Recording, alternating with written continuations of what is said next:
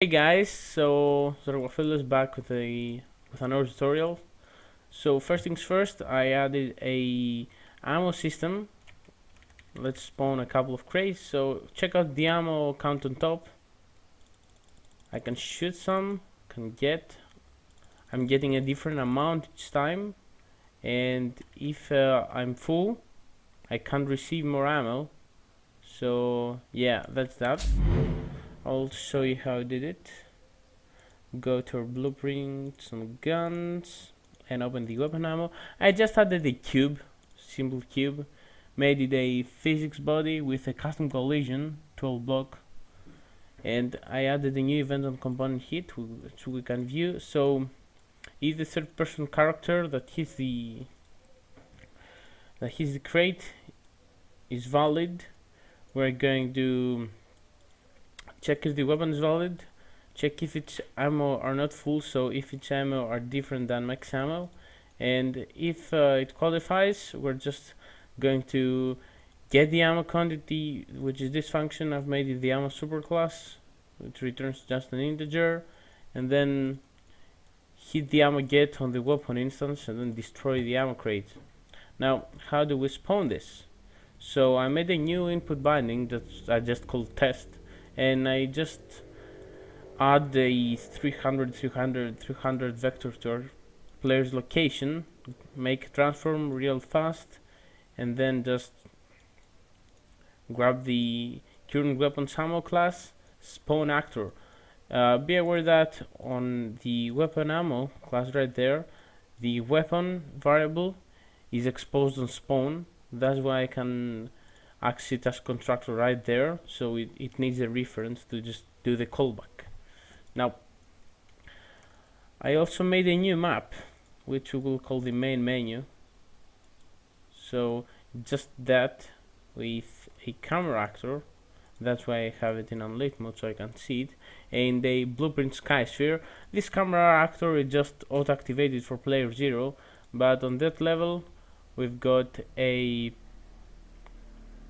new weapon, a new game mode that we are using, that is actually called menu game mode. So whenever we hit play with the menu game mode, we get this screen. I know it looks ugly, but you know, we hit quit game, it quits the game. If we click options, goes to options, and then we can go back to menu. If it hits play game, this is pending on the other tutorial, so nothing happens obviously. And let me give you some insight on what's happening in the menu and the game mode. So on the menu game mode, I've got a couple events. So the begin play just hits the show menu custom event and sets the input mode to UI only. Also sets mouse cursor to show. Now this peak level is going to be what we're going to implement. It's like a whole planet orbiting system, you'll see. And then the show menu just creates a menu widget attached to the viewport. The show options custom event just creates menu options attached to the viewports, and the quit game just calls quit game. Simple as that. If we go over to UI menu, you will see I've created 3 stuff: the menu options, the menu itself, and the level planet. This is supposed to be an actor that we are going to place on our level, representing the different planets that Ratchet and Clank travels to. And we've got a variable called locked and a string called level name, which is supposed to be the name of the level we're going to open, but we're going to discuss about that in the next tutorial. Now on the menu UI, just a freaking text, 3 buttons, very simple setup. We go over to the graph. You can see on clicked, we just call pick level on the game mode, and then we remove the widget from parent. The same thing with the options, and the same thing with quit. So show options, so quit accordingly. Now on our options, just some text, a button with some text in it. And if we go to the graph, you can see that we just show menu and then continue to remove this widget from the parent. Some people may argue about that and say that they would prefer to keep like a reference here for the widgets, but I would like my game mode to be independent of any references and stuff. So that's basically it. And another part is the save system that got completed on the player. So last tutorial we made this whole save system thing. Now we've got a main load save function, so this is going to be called on the initialization for character. There we go, load main save. This happens after the gun roster weapon picker init and before the init main game UI, so it can grab the values afterwards. So we just check if there is a saved game slot. We're just going to read the game from the slot, cast it, and then load the values. If not, we're just going to use the default values we've provided. That means 0 volts, 100 HP, 0 health progression HP, 100 health level of 1, max health level of 30. So yeah, that may be a bit too much, so let's make it 5. And the health level to 0 actually. So then we've got a new event that I added for a function called health XP get.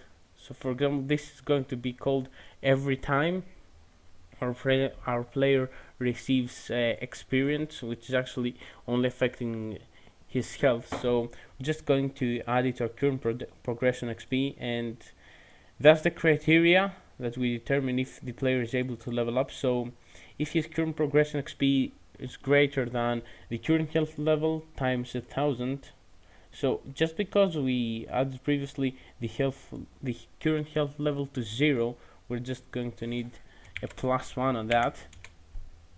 So yeah, that's basically what we need to do, and I will show you now why changing such a simple thing needs even more stuff to be altered. So on our init main game UI, we actually need to do the same thing again, just because it's a system, it's all tied together. So yeah, that's basically something I want to tell you about. And if there's also a health level issues, for example, we can't level up more than the max health level. So if our current health level is less or equal than the max health level, we are able to upgrade.